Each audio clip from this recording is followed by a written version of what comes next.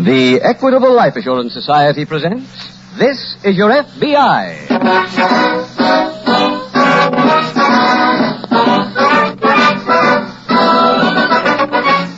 This is Your F.B.I., the official broadcast from the files of the Federal Bureau of Investigation.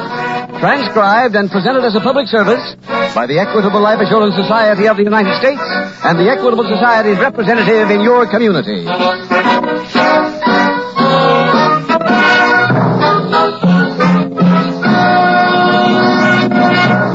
If I could ask everyone in our radio audience why they are paying special attention tonight, thousands would say, I received a postcard this morning from a representative of the Equitable Life Assurance Society, inviting me to hear tonight's middle commercial. It sounds mighty important to me. Yes, the Equitable Society invites all of you to hear tonight's middle commercial about the Equitable Society's Independent 60s plan. A practical, workable plan for people who want to enjoy complete independence in their 60s. I'll be back in approximately 14 minutes to give you full information on this special plan offered by the Equitable Life Assurance Society of the United States.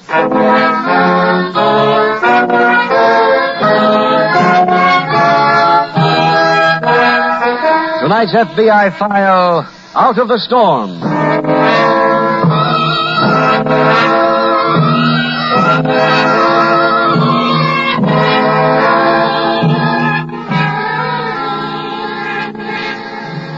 A war has been going on in this country since the birth of the nation in 1776.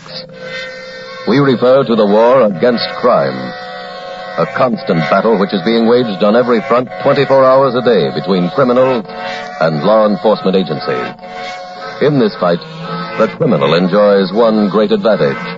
He and he alone decides when a crime shall be committed. Sometimes it is possible for the special agents of your FBI or for your local police to be on the scene and to prevent that crime. But for obvious reasons, that rarely happens. In most cases, it is possible for the lawbreaker to strike and run. The problem of crime prevention is complex and not one which can be dismissed by the recital of a simple panacea. However, there is one thing which more and more crime commissions are recommending after their studies. That is to enlarge your local police force.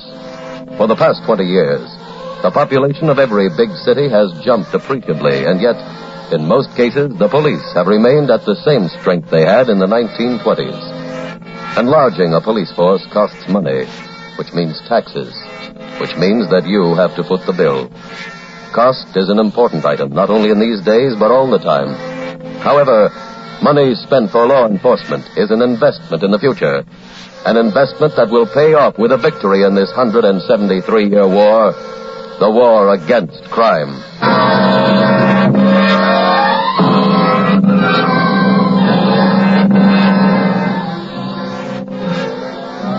Tonight's file opens in a small frame house located in the sparse suburbs of a western city.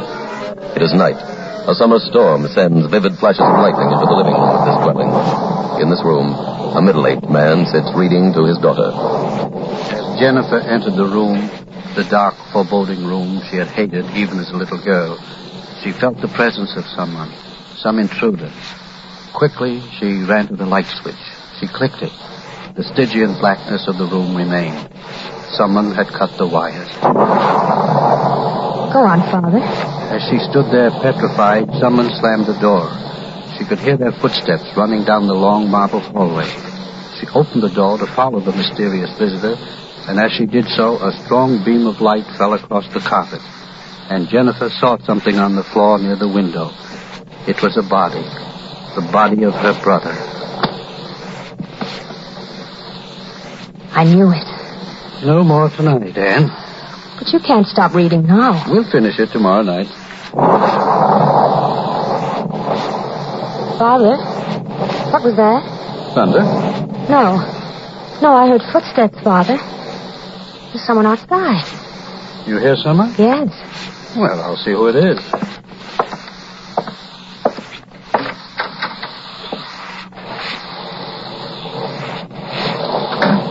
Down there. That's odd. I was sure I... That story I read you that made you... There, you see, I knew someone was there. Mr. Sandy? Yeah? I'm Albert Brewster. I've got a letter of introduction to you. Come inside. Thank you. Here, let me have your coat. Thanks. Who is it, Father? It's a Mr. Brewster. This is my daughter, Annie. How do you do? Hello? May I see the letter, please? Surely. Here you are. Mr. Brewster, Yes? why did you stand outside so long? What do you mean? You were outside when Father opened the door the first time. I heard your footsteps. You heard me in all this storm. I can't see, Mr. Brewster. I depend on my sense of hearing. Oh. Why did you stand outside? Well, I wasn't sure I had the right So, place. you're the new man in this territory for Shelby Jewelry. Yes, sir. What does he want, Father? Mr. Brewster's company sent me some stock on consignment. I haven't been able to move it, so he's going to take it back. Oh, Would it be too late to go down to the store now, sir? Yes, I'm afraid it would be. Well, I've got some business tomorrow morning about 100 miles from here. Well, if I could get it tonight... I'm sorry, Mr. Brewster. Not in this storm. Well, I have a problem, sir. What's that? I stopped at the hotel on my way through town. I pull up. If you don't give me the jewelry now, I've no place to stay. Oh. Well, I guess you can stay here tonight, Mr. Brewster. I'll get the jewelry for you in the morning.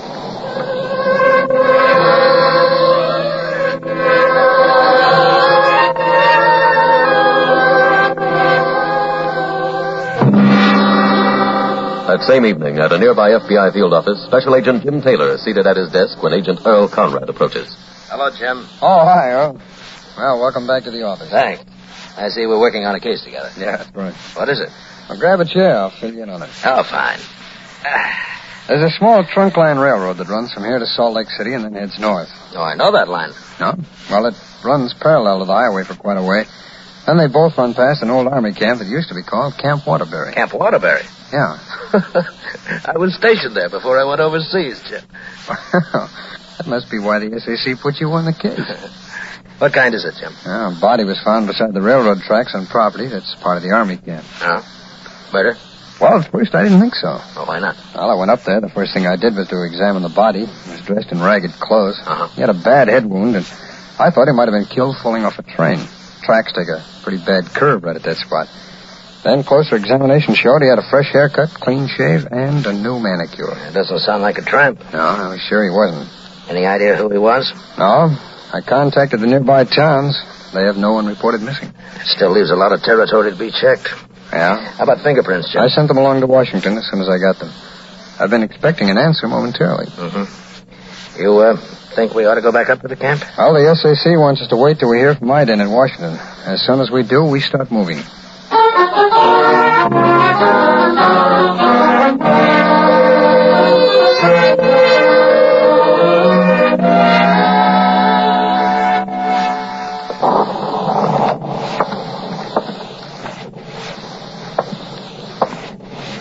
Father? Huh? Oh, it's Mr. Brewster. It is you, isn't it, Mr. Brewster? Yes, Miss Sanders. I thought you went to bed. I got thirsty. Wanted a glass of water. You've been in every room but the kitchen. Just trying to find my way around. The kitchen is behind me. I'll show you. All right. Where's the light? Oh, sorry. Find your way around. Here's a glass. Thank you.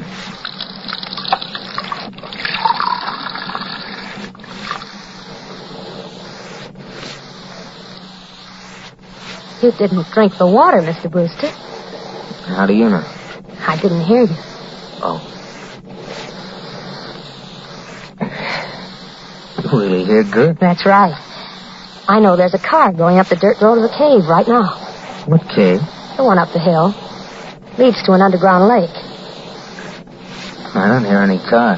Hearing's practice, like a sense of touch. I'd better develop that, too. For instance, I can tell about most people by their hands.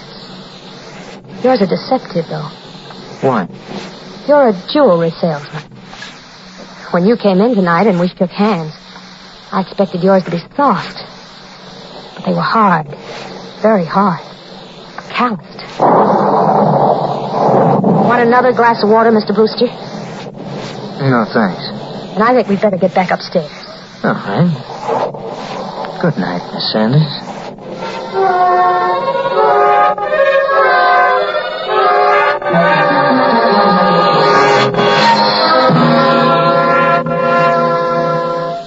We got lucky, Earl. What do you mean, Jim? Well, the report just came in from Ident. The man didn't have a criminal record. I don't understand what you mean by lucky. Oh, he took a civil service exam 2 years ago and filed his prints with the application. Oh. His name was Albert Brewster. Well, what'd you get on him? He was a jewelry salesman. How'd you find that out? Well, I got the address he gave in his application and put in a call. Uh-huh. Married? Yeah. I had to give the news to his wife. Ouch. That's a rough assignment. Yeah. This one was doubly rough. Mrs. Brewster just had a baby a month ago. Yeah. I guess the motive was robbery. Wow. Sure sounds like it. Any idea how much jewelry Brewster was carrying? No, not yet. His wife told me he was working for the Shelby Jewelry Company in New York. Well, with the time difference, their offices are closed by now. Mm-hmm. Could she give you any other information? She said that her husband was traveling this territory for the first time. On a train? No, he was traveling by car. Company's? No, his own. And the murderer must have taken the car, too. Any description on it? Yeah, complete. He could have covered a lot of territory in 2 days, not telling where he is. Well, if he's on the road with the car, we've got a good chance. I sent out a 5-state alarm. Oh, good. Well, nothing else to do tonight, Earl. Let's meet back here tomorrow morning and put that call through to the Shelby Company. Right. And as soon as we get his route from them, we can start our search for the killer.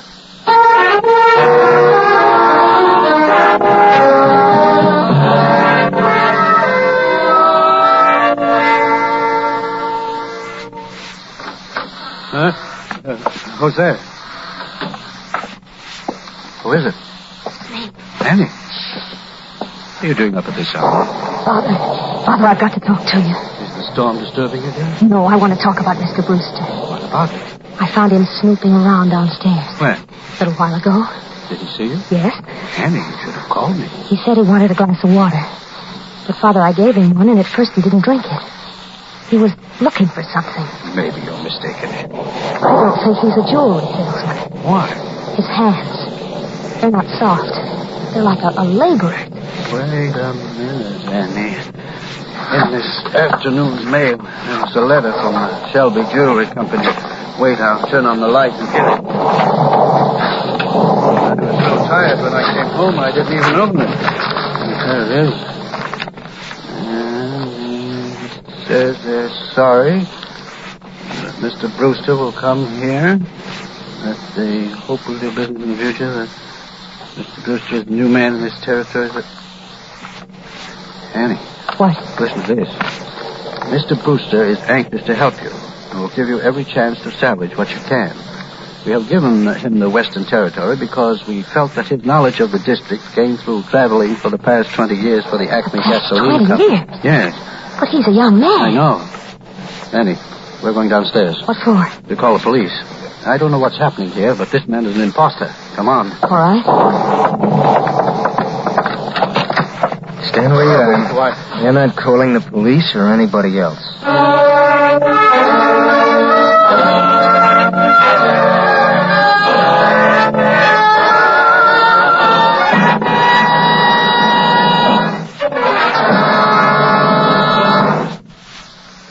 We will return in just a minute to tonight's exciting F.B.I. file. Before I give the special invitation I promised about the Equitable Society's Independent 60s plan, let me first give you an idea of what Independent 60s means to you. Briefly, Independent 60s is a plan that makes you self-supporting after your 60th birthday. No more job worries, no more money worries from then on. You're free and independent. Free to live the life of independence you've always wanted. For many members, Independent 60s means a home in a section in which they've always wanted to live. My wife and I just bought a farm in that heaven on earth, the Valley of Virginia. 4 good acres with a little brook running through it. We're getting a big kick out of fixing up the old place. Yes, with an Equitable Society Independent 60s plan, you've time to enjoy life to the fullest. Do the things you've always wanted. I find plenty of time now for my own special hobby, raising and training bird dogs. Well, maybe you can answer this one for me, Tom. Why is it everybody doesn't take advantage of the Independent 60s plan? Oh, you know how people are, Mr. Keating. I was the same way myself. I used to think you had to be a rich man to afford a plan like this. Where did you get the facts? From my Equitable Society representative. He showed me how Social Security and the life insurance I already owned put me well along the way towards independent 60s. Yes, that's the surprising thing about it all. In so many cases, it takes only a small amount of additional insurance to enable a man to look forward with complete confidence to independent 60s. A few extra dollars a week did it for me. So why not see your Equitable representative without delay? Phone him soon. Or send a postcard care of this station to the Equitable Society. That's EQUITABLE. The Equitable Life Assurance Society of the United States. And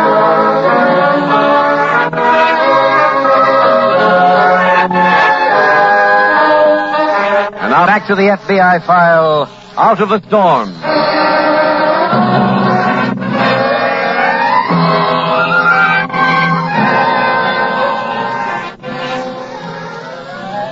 Tonight's case from the files of your FBI points up one important fact that it would like to impress on you listeners. The young man who came to the home of Mr. Sanders and his daughter was already guilty of having committed a brutal murder, of having, by design and forethought, killed a man for profit. And yet, despite that fact, he was personable enough to have been invited into a reputable person's home as a guest. The point your FBI would like to bring home to you is that there was no way of determining from his appearance that this young man was a vicious, homicidal maniac. No one is to be blamed for having made the mistake, because similar mistakes are being made this very moment in various parts of the nation. It is not within the province of the Federal Bureau of Investigation, nor is it their desire to ask you to be suspicious of every stranger you meet. But it does request that you investigate every stranger you do business with, and certainly that you examine every stranger you invite into your home. Tonight's file continues later in the Sanders home. What time is it, Mr. Sanders? 20 minutes past 8. Yeah, it's been a long night. Look, can my daughter go back to bed? But she... Never mind, Father. I prefer to be with you. What time do you usually open up your store? 9 o'clock. And how long does it take you to get there from here? Half hour. Then you better get ready to go into town. What for? Get the jewelry. Bring it back here to me. I can't do that. It doesn't belong to you. Please don't argue, Mr. Sanders. But I'm not... Look, I have a gun here. When you go into town, your daughter stays here with me. If you do as I say, she won't get hurt a bit. You understand? I think I do. All right, you better get going. Father, I've got to do as he says, Annie. Now, one thing, Mr. Sanders. What? I know how long it takes to drive to town. If you're gone too long, there'd only be one thing for me to do. I'd have to kill your daughter and leave.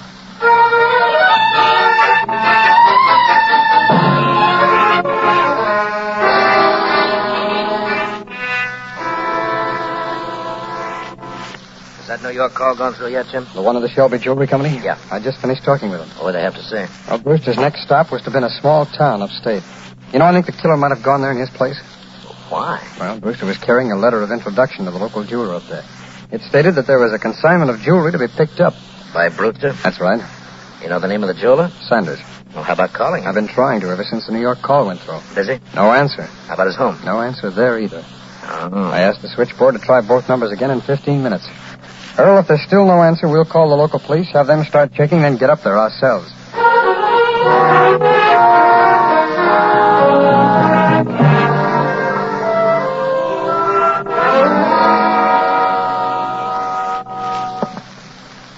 Your father's due back here now, Miss Sanders. I hope he's late. Huh? I hope he goes to the police instead of to a store. That's not wishing yourself any good. Your threats don't bother me. Well, I will if I use this gun. You wouldn't dare.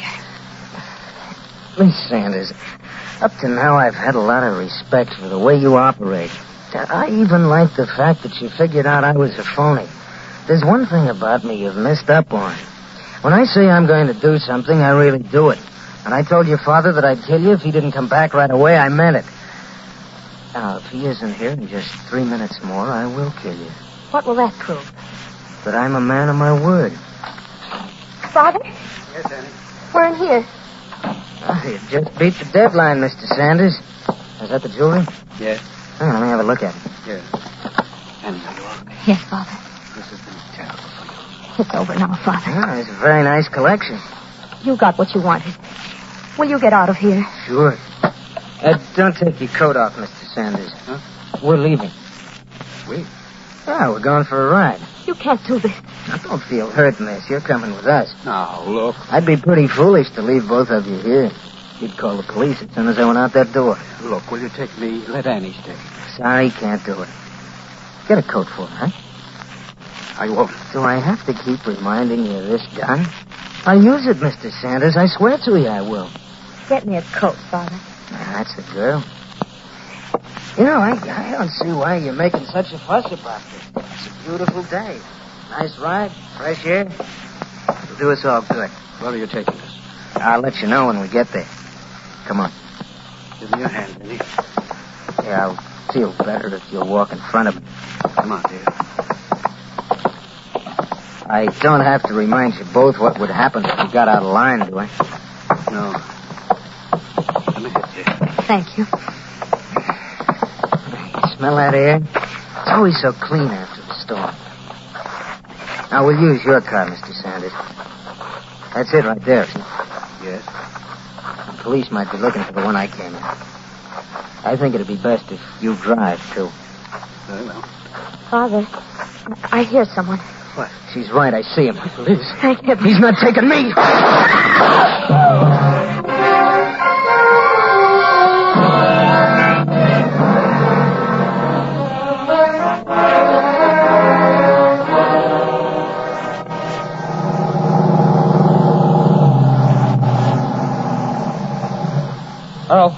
Earl. Right with you, Jim. Anything come in on the killer? No, not yet. Well, let's have the story on the getaway. Well, the killer was leaving the house with Sanders and his daughter, and a policeman arrived. The killer went for his gun, wounded the policeman, used Miss Sanders as a shield, and hit cover, and then he ran away. Did they get the right name of the killer? No, Well, we still don't know who he is. that's right. Oh, I did get a description of him. Well, why didn't you call me at headquarters, Jim? We could have sent out a new alarm. I don't think we need it. Why? Miss Sanders told me the killer knows about a cave that's on a hill behind their house. He headed up that hill when he ran away from the police. We're on our way there now.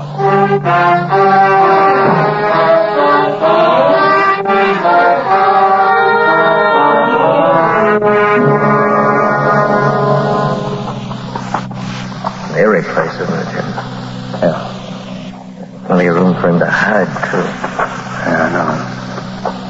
Well, at least we know he's in here. Are those kids sure they saw him go in? Yeah. And they didn't see him come out again. And there's only one exit. That's right. Hey, Jim. What? Did you say he fired any shots when he was running away? That's right, two. What kind of a gun did he have? Sure. And it's possible we got 4 shots to duck. Hey, hold it. Thought I heard something. Come on. Might be around any of these turns, though. Hold on. Got to be him. Let's see if we can make this any easier. All right. Wherever you are, you'd better come out and come out peacefully. Come and get me. There's your answer. Yeah. Well, let him keep shooting. This path winds around. He's got to be able to shoot around corners behind. Come on.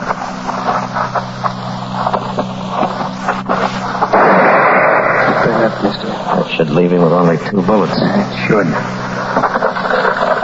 He sounds like he's pretty close now. 1 bullet left. Yeah, Jim.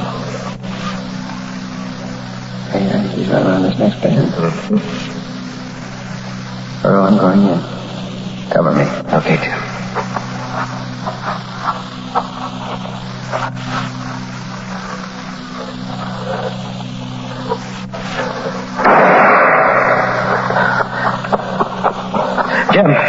Jim, you all right? Yeah. Yeah, Earl, he used the last bullet on himself.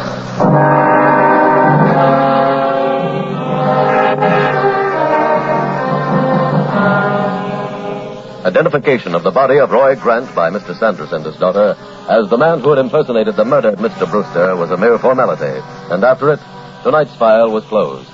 And so another of the 13,000 murders committed in this country in the past 12 months was solved.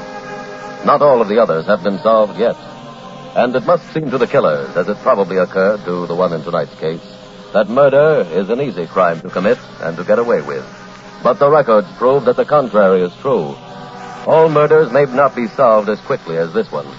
But if the crime involves the violation of a statute over which the Federal Bureau of Investigation has jurisdiction, then no matter how long it takes, whether the time be days, weeks, months, or years, they are worked on by the special agents of your F.B.I.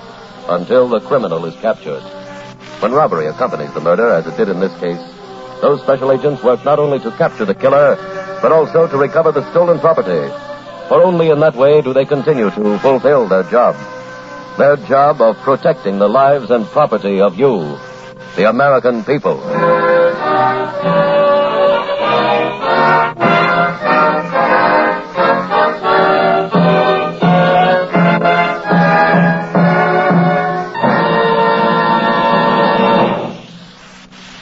In just a moment, we will tell you about next week's exciting case from the files of your F.B.I.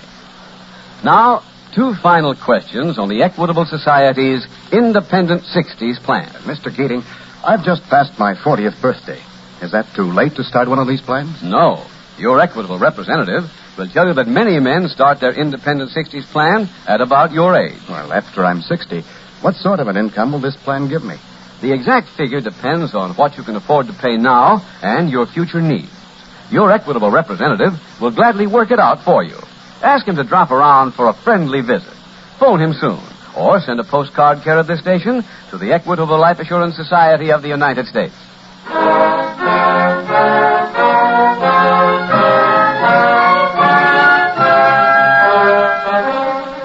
Next week, we will dramatize another case from the files of the Federal Bureau of Investigation. A factual account of a criminal double cross. Its subject, swindling. Its title, The Larcenous Bride.